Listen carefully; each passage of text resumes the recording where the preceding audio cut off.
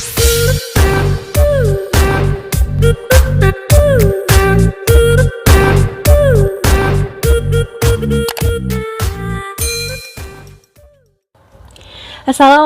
warahmatullahi wabarakatuh. Halo anak-anak semuanya, kembali lagi ya di video pembelajaran perbankan dasar. Nah, hari ini kita akan pelajari tentang lembaga keuangan bank dan lembaga keuangan non-bank. Menurut Kasmir, dalam bukunya Bank dan Lembaga Keuangan Lainnya pada tahun 2012, dia menyatakan bahwa salah satu tolak ukur kemajuan suatu negara itu adalah dari kemajuan ekonominya. Dan tulang punggung dari kemajuan ekonomi itu adalah bisnis. Nah, tentu saja tidak ada sebuah bisnis yang dapat beroperasi tanpa membutuhkan dana atau modal usaha sekecil apapun. Nah, kebutuhan dana ini dapat diperoleh perusahaan melalui sebuah lembaga keuangan bank.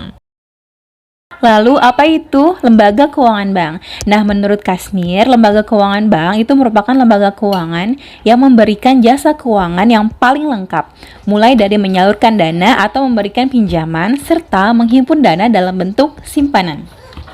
Dan lembaga keuangan itu merupakan semua badan usaha yang berada di suatu bidang keuangan yang melakukan suatu penghimpunan dana, menyalurkan dana kepada masyarakat, dan yang paling utama dia dalam memberikan biaya investasi pembangunan. Nah, lembaga keuangan itu digolongkan menjadi dua golongan besar, yaitu lembaga keuangan bank atau yang biasa kita sebut dengan bank, dan lembaga keuangan bukan bank. Dalam praktik usahanya, bank terdiri dari 3 jenis. Yang pertama adalah bank sentral, yang kedua adalah bank umum, dan yang ketiga adalah bank perkreditan rakyat atau biasa disebut dengan BPR. Bank sentral yang ada di Indonesia itu dilaksanakan oleh Bank Indonesia atau BI. Nah, Bank Indonesia ini sebagai bank sentral yang berfungsi sebagai bank sirkulasi, bank to bank, serta lender of the last resort. Bank sentral dalam melaksanakan tugasnya itu bertujuan untuk mencapai dan memelihara kestabilan nilai uang. Nah, tugas untuk mencapai tujuan tersebut ditetapkan dalam 3 pilar. Yang pertama adalah menetapkan dan melaksanakan kebijakan moneter. Yang kedua, menjaga dan mengatur kelancaran sistem pembayaran. Dan yang ketiga adalah stabilitas sistem keuangan. Dan lembaga keuangan bank yang kedua itu adalah bank umum. Bank umum adalah bank yang memberikan pelayanan seluruh jasa-jasa perbankan kepada seluruh lapisan masyarakat, baik individu maupun kelompok. Nah, bank umum juga dikelompokkan menjadi 2. Yang pertama adalah bank umum devisa, dan yang kedua adalah bank umum non-devisa. Bank umum devisa memiliki produk yang lebih banyak dibandingkan dengan bank umum non-devisa. Misalnya adalah dia dapat melaksanakan jasa-jasa keuangan yang berhubungan dengan seluruh mata uang asing atau jasa bank ke luar negeri.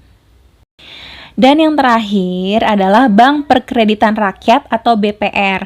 Nah, BPR itu merupakan bank yang melayani masyarakat kecil yang ada di kecamatan maupun pedesaan. BPR ini berasal dari peleburan bank desa, bank pasar, lumbung desa, bank pegawai, dan bank lainnya.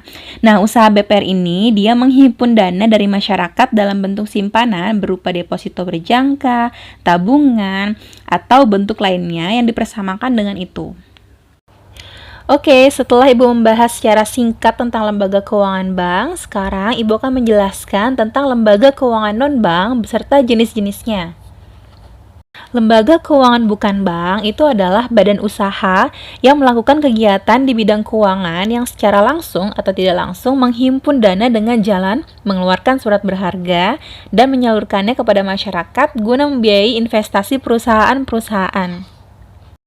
Lembaga keuangan non-bank itu melakukan kegiatannya dengan dana yang bersifat jangka panjang.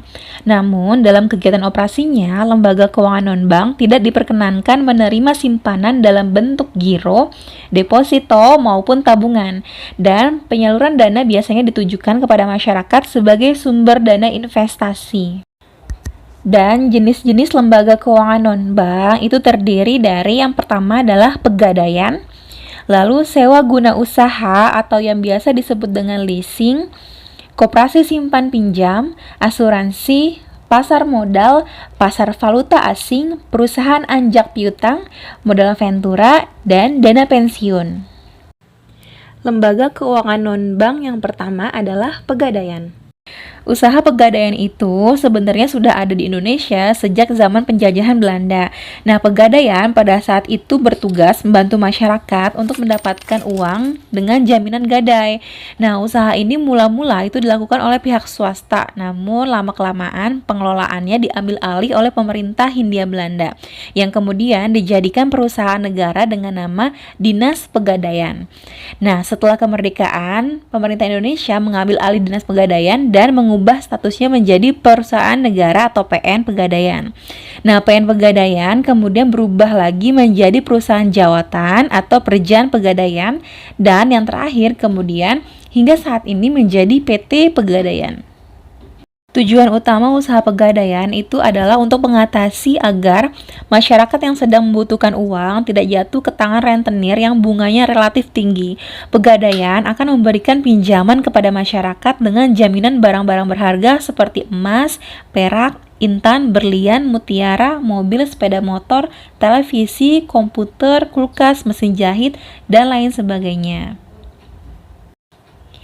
Dan selain gadai, pegadaian juga memiliki kegiatan usaha lainnya seperti melayani jasa taksiran nilai real barang-barang berharga milik masyarakat, melayani jasa titipan barang-barang berharga milik masyarakat, memberikan kredit kepada karyawan yang memiliki penghasilan tetap, ikut serta bekerja sama dengan pihak ketiga misalnya dalam pembangunan perkantoran. Yang kedua, kita akan membahas tentang sewa guna usaha atau leasing. Nah, anak-anak pernah nggak kredit handphone atau motor atau mobil? Nah, perusahaan-perusahaan yang menawarkan pembiayaan seperti itu adalah perusahaan leasing.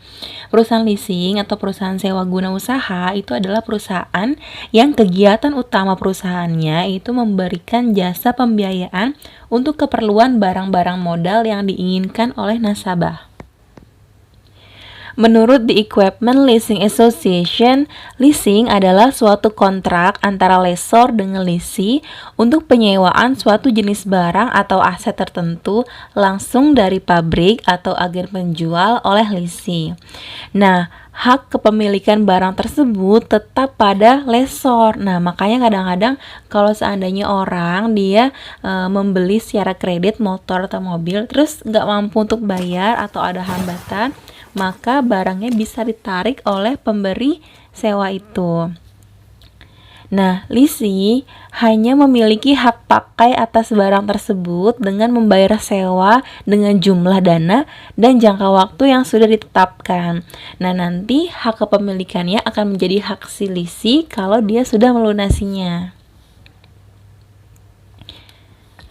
Berikutnya adalah koperasi simpan pinjam. Usaha koperasi simpan pinjam itu adalah menghimpun dana dari masyarakat dan menyalurkannya kembali kepada masyarakat.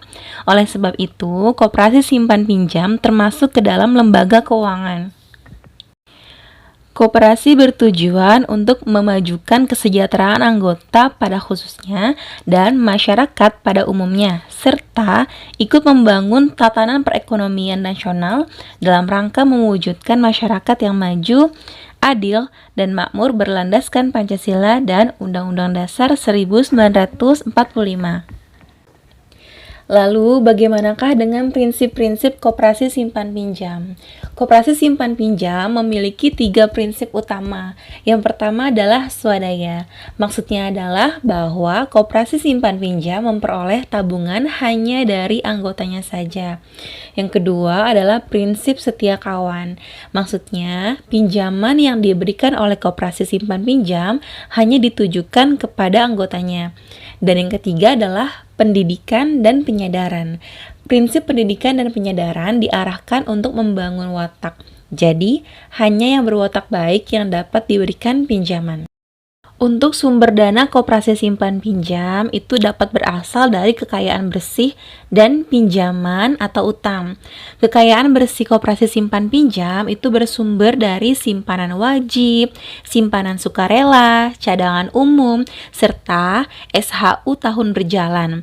Dan pinjaman atau utang koperasi itu biasanya diperoleh dari tabungan, simpanan berjangka, dan pinjaman yang diterima koperasi simpan pinjam. Lalu, Lembaga keuangan non-bank yang keempat adalah asuransi. Nah, biasanya orang-orang untuk menanggung resiko-resiko yang tidak diinginkan di masa depan itu memerlukan suatu perusahaan yang bersedia untuk menanggung resiko itu. Nah, perusahaan yang bersedia untuk menanggung resiko tersebut adalah perusahaan asuransi. Perusahaan asuransi itu adalah perusahaan yang kegiatan usahanya melakukan pertanggungjawaban atau pertanggungan terhadap resiko-resiko yang akan dihadapi oleh nasabahnya. Lalu, apa itu asuransi? Menurut Undang-Undang Nomor 2 Tahun 1999 tentang usaha perasuransian, asuransi merupakan perjanjian antara dua pihak atau lebih, di mana pihak penanggung mengikatkan diri kepada tertanggung dengan menerima premi asuransi untuk memberikan penggantian kepada tertanggung karena kerugian, kerusakan, atau kehilangan keuntungan yang diharapkan, atau tanggung jawab hukum kepada pihak yang mungkin akan diderita tertanggung yang timbul dari suatu peristiwa yang tidak pasti, atau untuk memberikan suatu pembayaran yang didasarkan atas meninggal atau hidupnya seseorang yang dipertanggungkan. Perjanjian antara pihak tertanggung dan pihak penanggung itu tertuang dalam polis asuransi. Nah, dalam polis asuransi itu disebutkan syarat-syarat, hak, kewajiban masing-masing pihak, jumlah uang yang dipertanggungkan, jangka waktu asuransi, serta premi yang harus dibayar. Premi yang harus dibayar itu sebelumnya ditaksir terlebih dahulu dengan nilai risiko yang akan dihadapi. Lalu, ada berapa sih jenis-jenis asuransi? Asuransi di Indonesia itu dapat digolongkan menjadi dua jenis. Yang pertama, ditinjau dari fungsinya, dan yang kedua adalah ditinjau dari kepemilikannya. Jika ditinjau dari fungsinya, asuransi itu terdiri dari 3 jenis, yaitu asuransi kerugian, asuransi jiwa, dan asuransi sosial. Asuransi kerugian itu adalah perusahaan asuransi yang usahanya memberikan jasa untuk menanggulangi resiko atas kerugian kehilangan manfaat dan tanggung jawab hukum kepada pihak ketiga dari suatu peristiwa yang tidak pasti. Yang kedua adalah asuransi jiwa. Asuransi jiwa itu adalah perusahaan asuransi yang berkaitan dengan penanggulangan jiwa atau meninggalnya seseorang yang dipertanggungkan. Dan yang ketiga adalah asuransi sosial. Asuransi sosial ini merupakan asuransi yang penyelenggaraannya didasarkan pada peraturan perundang-undangan sendiri yang bersifat wajib serta di dalamnya terkandung tujuan tertentu dari pemerintah untuk memberikan perlindungan bagi masyarakat atau sebagian anggota masyarakat. Sedangkan jika ditinjau dari kepemilikannya, asuransi terdiri dari 4 jenis, yaitu adalah asuransi milik pemerintah, asuransi milik swasta nasional, asuransi milik perusahaan asing, dan asuransi milik campuran. Asuransi milik pemerintah itu adalah asuransi yang sahamnya sebagian besar atau seluruhnya dimiliki oleh pemerintah. Sedangkan asuransi milik swasta nasional adalah asuransi yang sahamnya dimiliki oleh swasta nasional. Dan asuransi milik perusahaan asing adalah asuransi dimiliki oleh pihak asing. Dan yang terakhir, asuransi milik campuran itu merupakan asuransi yang sahamnya dimiliki oleh swasta nasional dan pihak asing. Berikutnya itu adalah pasar modal. Dan apa sih pasar modal? Sebenarnya pasar modal itu mirip seperti pasar pada umumnya, yaitu tempat bertemunya antara penjual dan pembeli. Nah, menurut Undang-Undang Nomor 8 Tahun 1995, pasar modal merupakan kegiatan yang bersangkutan dengan penawaran umum dan perdagangan efek perusahaan publik yang berkaitan dengan efek yang diterbitkannya, serta lembaga dan profesi yang berkaitan dengan efek. Pasar modal itu berperan dalam berbagai macam aspek. Nah, contohnya adalah yang pertama, dia berperan sebagai intermediasi selain bank. Kemudian, dia memungkinkan para pemodal menginvestasikan dananya pada kegiatan yang menguntungkan. Lalu yang ketiga, memungkinkan kegiatan bisnis mendapatkan dana dari pihak luar dalam rangka perluasan usaha. Kemudian, memungkinkan kegiatan bisnis untuk memisahkan operasi bisnis dan ekonomi dari kegiatan keuangan.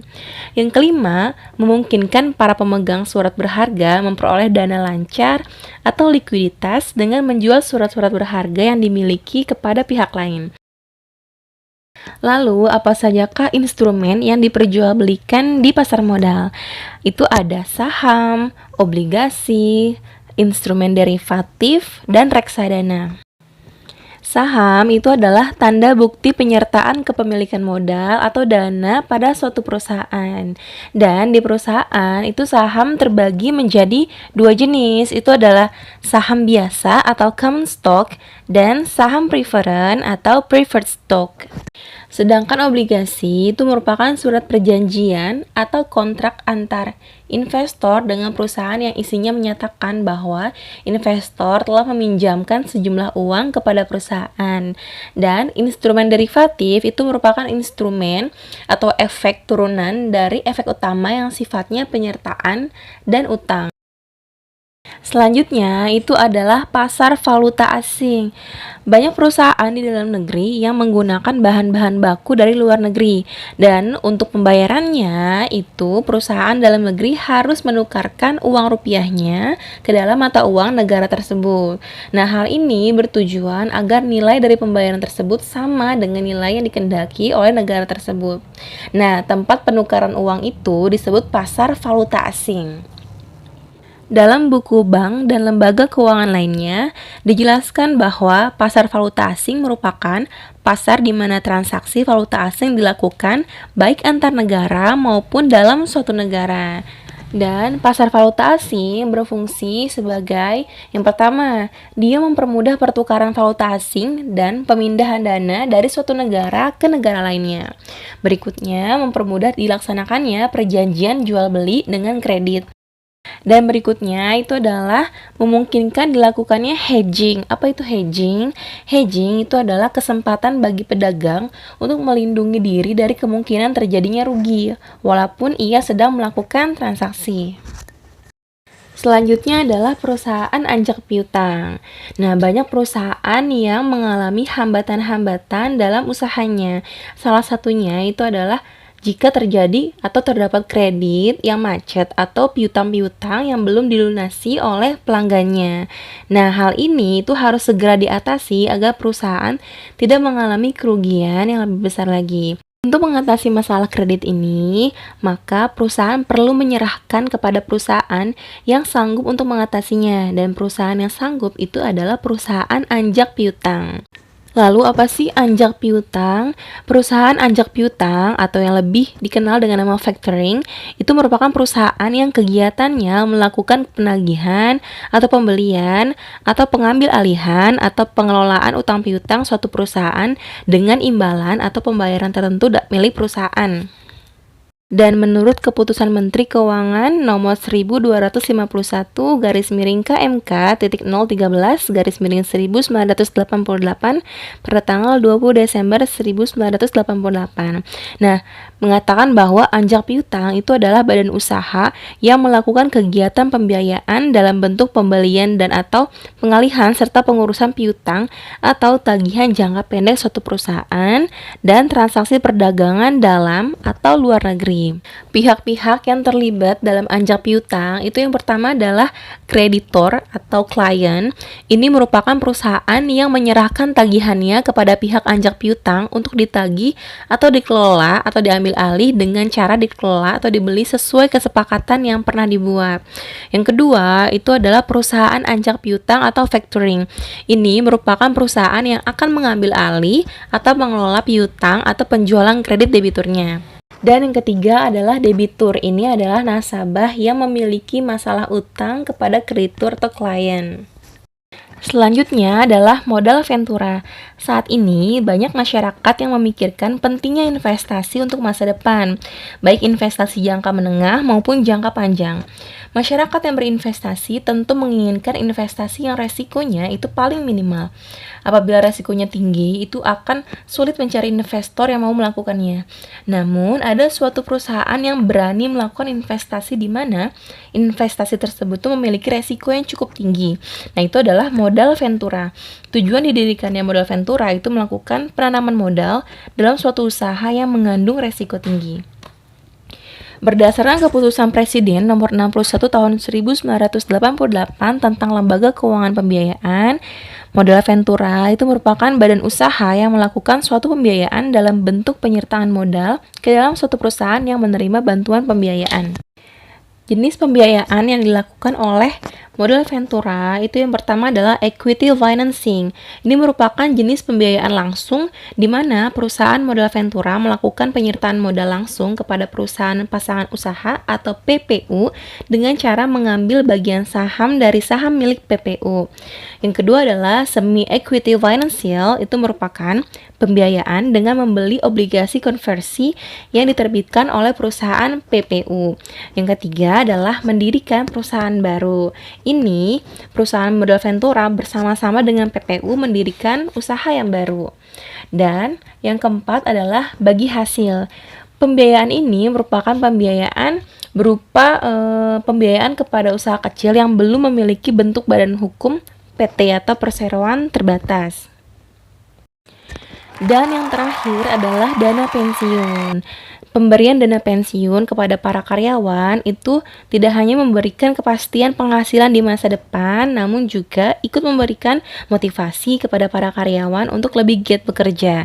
Dan apa sih dana pensiun? Pensiun itu merupakan hak seseorang untuk memperoleh penghasilan setelah bekerja sekian tahun dan sudah memasuki usia pensiun. Penghasilan dalam hal ini biasanya diberikan dalam bentuk uang dan besarnya sesuai dengan peraturan yang ditetapkan. Dan dana pensiun menurut pasal 1 butir 1 Undang-Undang Nomor 11 Tahun 1992 tentang dana pensiun adalah lembaga atau badan hukum yang mengelola dan menjalankan program yang menjanjikan manfaat pensiun. Dan jenis-jenis dana pensiun berdasarkan Undang-Undang Nomor 11 Tahun 1992 tentang dana pensiun digolongkan menjadi dua jenis. Yang pertama adalah dana pensiun pemberi kerja atau DPPK, dan yang kedua adalah dana pensiun lembaga keuangan atau DPLK. Alhamdulillahirrabbilalamin, materi tentang lembaga keuangan bank dan bukan bank sudah selesai. Jangan lupa untuk selalu semangat belajar dan terus mereview materi yang sudah Ibu berikan. Terima kasih sudah menonton video ini. Wassalamualaikum warahmatullahi wabarakatuh.